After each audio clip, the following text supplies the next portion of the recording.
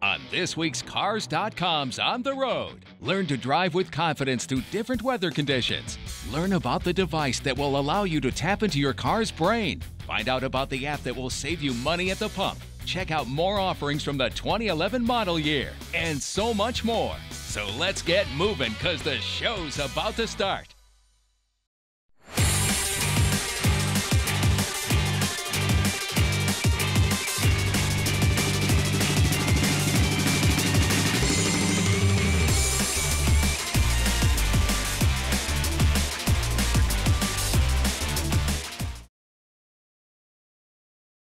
This time of year where we're kind of in transition between winter and spring, there's a tendency to think it's spring, get spring fever, and drive like it's better weather, but it's actually still wintertime driving. We have the bad weather, the bad conditions, the limited sight lines, the snow plows, the snow on the windshield, the ice on the windshield. All of those things contribute to making driving more difficult. Let's say you're driving down the road and the car unexpectedly goes into a slide. There is black ice, you've encountered some snow. We've all heard the steer into the skid if the car should start to slide. I'm not quite certain what that means, steer into the skid. So what we like to say is steer in the direction you want the car to go. Maintain your path of travel. If the front end of the car starts to slide, that's a condition called understeer. The first reaction of a driver is the correct reaction, which is to take your foot off the gas. With the front wheels sliding, putting some weight back onto the front of the car will help that regain grip. Now, if the back end of the car starts to slide, that's a condition called oversteer. That's a little more difficult to maintain and control, but certainly that's where you would be steering in the direction you want the car to go. Don't look at what you're trying to avoid, look at where you want the car to go. One thing to keep in mind, though, is all of the conditions are really dependent upon visibility. One of the more challenging environments to drive in is nighttime. It happens every day. We expect it. But we're still limited in our visibility to how far our headlights can reach. During the daytime, virtually unlimited visibility, only obstructed by buildings or trees. But at nighttime, we can only see as far as our headlights. And if we compound that with rain or snow or sleet falling, the visibility is reduced even more. And since over 90% of our driving decisions are based upon what we see, if our visibility is compromised, then our driving decisions are compromised as well. And certainly today's cars are much safer than they've ever been, but that can also breed a little bit of complacency in the drivers. It's still a vehicle, still a machine that only does what we tell it to do, and the car is only as smart as we are behind the wheel. Hi, I'm Joe Weisenfelder with Cars.com, and this is a completely redesigned Jaguar XJ. It's Jaguar's full-size flagship sedan. It competes with the likes of the Mercedes-Benz S-Class, the 7 Series from BMW, and some others.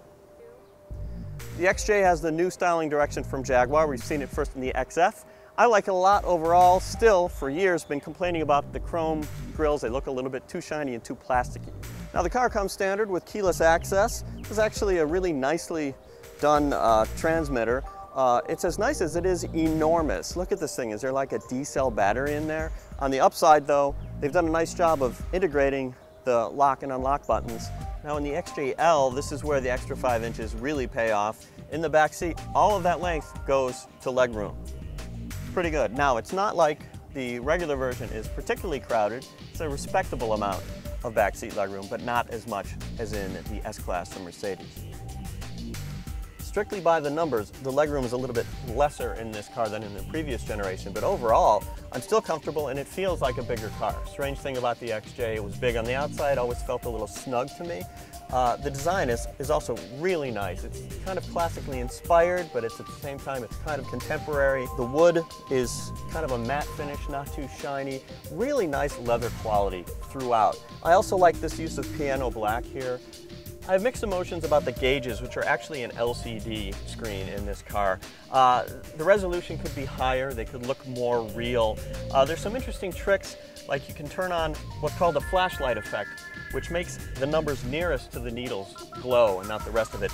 It's a neat idea. I understand what Jaguar's trying to do. It would be pointless to just have LCDs and then make it look exactly like an analog gauge, but at the same time, I'm not sure it's working. Now, one thing worth noting, in large cars, you don't always have a large trunk. In this case, it's actually kind of modest in size. Another issue, the back seat doesn't fold forward, so you don't get much expansion. But in short, The engine nice and powerful. One of the best conventional automatic transmissions you can get is in this car. And the ride quality a little bit firmer than some, but I think it's more of a driver's car than the Mercedes-Benz S-Class. Overall, I think some big improvements over the previous generation.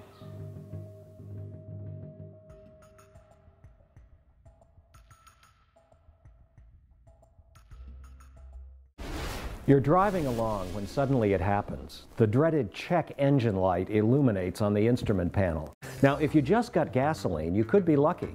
Maybe you forgot to tighten the gas cap enough. But then again, it may be something more serious. How can you be sure? Here's one way. Today, you can find many reasonably priced code readers. For individuals, you can plug them into the OBD2 sensor. This one happens to be the Car MD, which is being heavily promoted now. The first thing we want to do is plug it into the connector. And in this particular vehicle, the connector is located over on the left side under the instrument panel. They're not always easy to find, but they're definitely there. Here, we'll go for a connection and plug it in. And we got the two beeps that tell us the unit is now reading the engine management system to determine what trouble codes there may be in this particular vehicle. It'll take a few seconds for it to make that reading. Let's see what it says once it's finished. In this case, it's read 5 trouble codes. That's not good news. We have a P0118, we have a 113, we have a 1519, and we have a 1259. What do these numbers mean? To find out, we're going to have to go to a computer. So let's do that next. First, we want to plug the unit in to the computer, and then we'll go to the manufacturer's website, which in this case happens to be Car MD. Once there, this is going to give us an opportunity to read the codes that have come and been discovered by this particular code reader and to determine what they might mean. For example, we can see already that this particular vehicle has an engine temperature problem, and that also gives a variety of possibilities as to what it might take to fix it. So there you have the trouble codes, and if you're a do-it-yourselfer with some competence, you may want to tackle the repairs yourself. Then again, you may want to leave it to the experts that you'll find at your local service station, garage, or your dealership. One thing these portable, handheld trouble code readers will do for you, though, is give you an inkling of what's wrong before you take it in for service.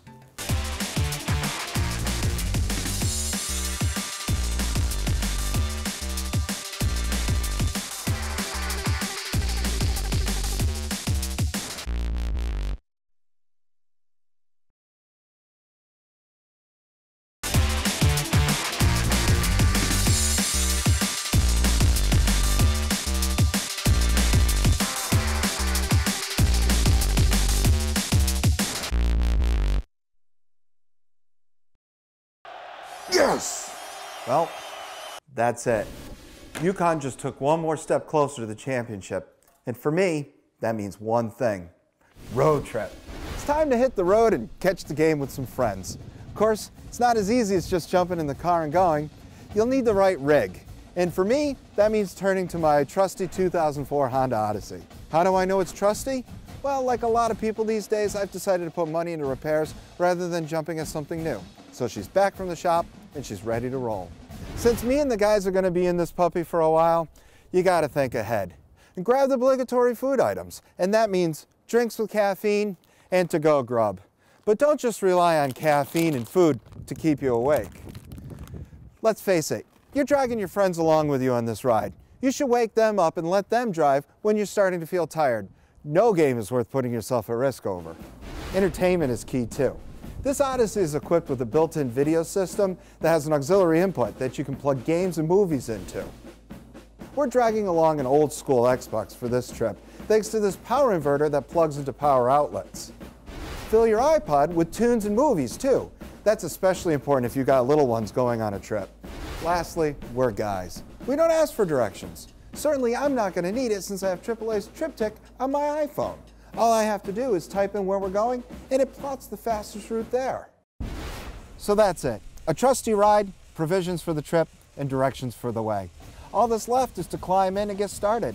Keep these tips in mind anytime you're thinking about taking your crew for a long ride.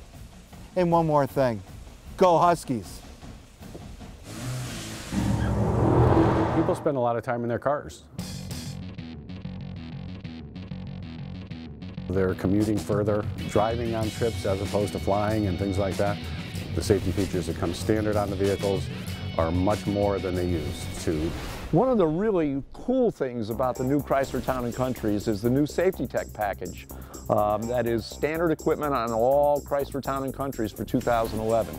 They have a cross-path detection system which basically sends a beam out of the rear corner of your vehicle so that if you're backing out of a parking place, it can tell if somebody else is driving down the line so you don't get out there and get hit. It is similar to sonar used in boats or submarines, that type of thing. The other cool thing is what they call blind spot detection.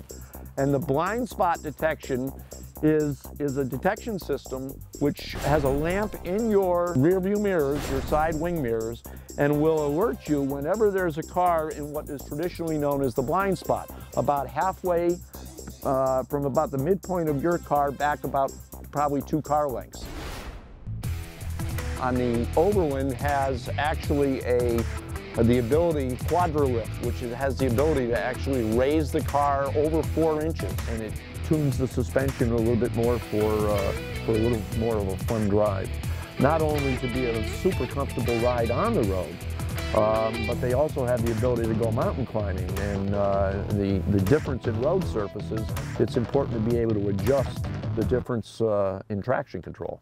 Safety has developed over the years in all models. The drive lines have been redone, the electronics have been upgraded, all of the touch screens on the navigation systems and things like that have all been done. You know, bigger screens, easier to operate. The new technologies are incredible.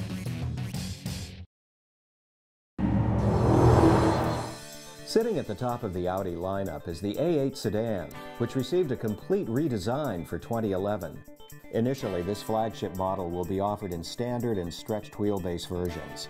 This A8 is the standard wheelbase model. Power comes from a 372 horsepower 4.2-liter V8. New for 2011 is an 8-speed automatic, which is the only transmission offered. Acceleration is smooth and effortless, and all the engine's power is applied directly to the road, thanks to standard Quattro all-wheel drive. Ride and handling can be adjusted by the driver, who can select from comfort, dynamic, or automatic settings. These affect steering effort and feel, transmission shift points, suspension compliance, and throttle response. For a driving enthusiast, these can have a significant effect on the car's character. Regardless of the setting, we noted that even over rougher roads, the new A8 suspension was more comfortable than the last A8 we tried. This A8 has several interesting options. 20-inch tires added to handling precision. LED headlights provide good nighttime visibility even on low beam, and LED rear lighting is standard. The front seats are 22-way adjustable and feature heat, ventilation, and 5 massage modes. And the Bang & Olufsen sound system upgrade, which is $6,300 all by itself, turns the A8 into a mobile concert hall. Audi continues with its multimedia interface, which can be distracting. Going from FM to AM can be a multi-step procedure. And the shift lever is electronic with a short range of motion, which makes it all too easy to select the wrong gear. Still, the Audi A8 is a joy to drive. It rockets to 60 miles per hour in 5.5 seconds and still manages to go over 20 miles per gallon, even in the adverse weather conditions that we've had this winter. The price of entry starts at $78,925.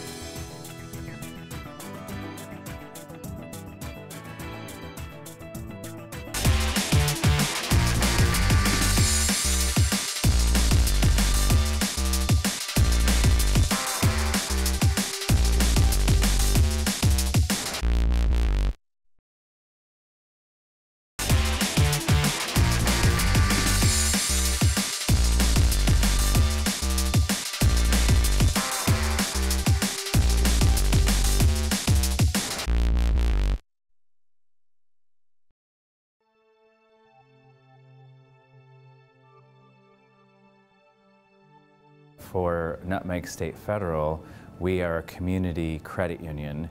We're a not-for-profit organization, and any of the money that we make goes toward the members in the form of, lower rates on loans and higher rates on deposit accounts. It's very flexible. You walk into our credit union, you're going to be able to join. There's new auto loans, which have a term from anywhere from 1 month all the way up to 84 months. And then for used auto loans, we'll go up to 72 months. Our credit union is open to anyone in the 3 counties that we serve, Hartford, Middlesex, and Tolland counties. We do everything that a bank does, from mortgages to auto loans to checking accounts. But one of the differences, the biggest difference, and I've worked for a bank so I can tell you this, is the personalized service. It's local, it's personalized. Members can walk in, they can talk to me, they can give me their feedback. That's something that you wouldn't normally see. We look at the person's income, their credit history, the value of the vehicle, to make sure that it's a car they can afford to pay back. The worst thing that can happen is we approve someone for a car and they can't afford it, and they're going to resent us, they're going to resent the car, and it's not going to be a pleasant experience. I can't really speak for what other credit unions do in terms of how fast they turn around our decision, but I, as the president and CEO, guarantee a quick turnaround. As far as Nutmeg State Federal goes, we're a growing financial institution. I think you'll hear more about us. You'll see us more. We're really being more aggressive with products and services and rates, and we think that you'll be very pleased in what you see going forward. And we're here to serve each and every one of our members. One thing that's on the mind of drivers today is the cost of gasoline. Man, is it getting expensive. I mean, here at this particular gas station, it's $3.74. I'm thinking we can do better. I know we can do better with this new app that I've downloaded called Fuel Finder. In Fuel Finder, it's from the guys at Gas Buddy. And what they do is they use the information from drivers like you to log into their mobile app and to fill out the information when they're doing a fill-up. They use that information to plot out on a map how much the cost of gas is. Then it uses your GPS inside of your mobile phone in order to find out where you are and show you the price of gas stations in the area. So like I said, here we're $3.79, but just right up the street, I found $3.69. Also, if we select the gas station, it'll show us how much for regular, mid-grade, premium, and even have an opportunity for us to enter the prices if the information's getting a little too old. And you can help other drivers as they're driving around. Let's face it, in this day and age of high gas prices, we're all in this together. It's a $3 download from the iTunes store. It's called Fuel Finder. It's from the guys at GasBuddy.com. I would download it and start saving money today.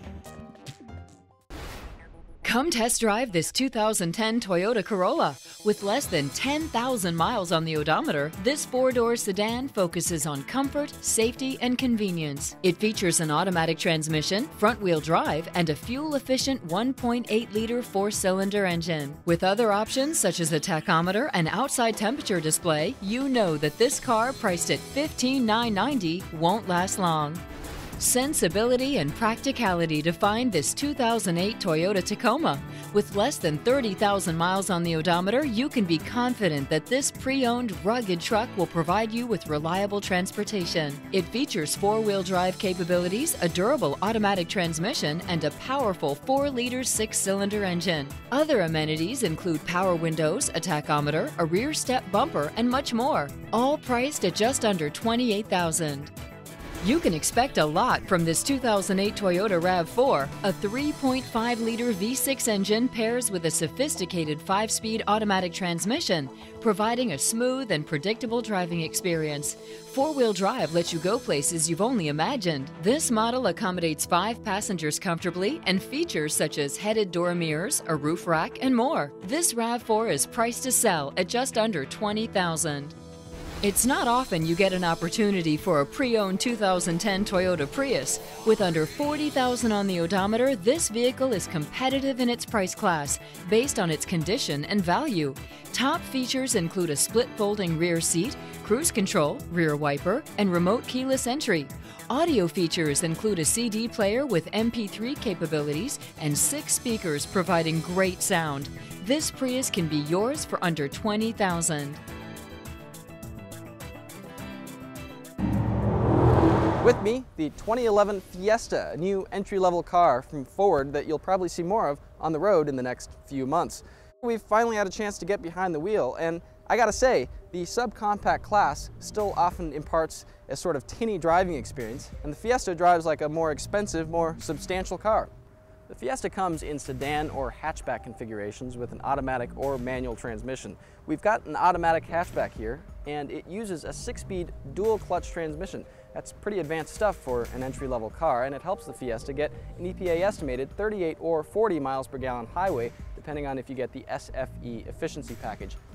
Now, some may find the automatic lurches around a little bit at low speeds, and that's typical for a dual clutch gearbox. Other times, it lags a little bit in passing, kicking down a gear or two when you need to get around slower moving traffic. But most of the time, it feels like a conventional automatic, and that's a good thing. And it also allows the engine to rev out high when it needs to. Also important because the Fiesta's 4-cylinder is a small engine, doesn't have a lot of low-end power. That said, once you get up to higher speeds, the Fiesta tracks really well, and that means you don't have to be making constant minor steering corrections to stay on course like you do in a lot of other small cars. Ford said it engineered the Fiesta's steering to sort of self-compensate for crosswinds, and that shows too. On interstate highways, this car really stays in its lane like a lot of bigger, heavier cars would. Like the competing Honda Fit, the Fiesta packs nimble, engaging handling. The steering's pretty sharp and the car doesn't push erratically in corners, which makes it pretty easy to kind of go quickly around off-ramps and down curvy roads. The brakes have a nice linear pedal feel too, and that makes it easy to fine-tune your stops. And the car is really quiet when you're going about all this. There's a bit of road noise, but wind noise is low even when you get up to 60 or 70 miles per hour. Ride quality isn't too bad either. On most roads, you'll feel all the little stuff as you do in any small car with a short wheelbase, but the bumps aren't as apparent as they are in the Fit, and the suspension feels well controlled as you go over them. So what don't we like about the Fiesta? Well, it's small. Even for this class, the back seat is small, the cargo area is small, the large rear head restraints really limit your visibility right out to 6 o'clock. You can see a lot more about that in our auto show videos, and I think that the size issue will be a deal breaker for a lot of car shoppers. But for all of its strengths, I also think that if you can fit inside, this little Fiesta has a lot of big things going for it.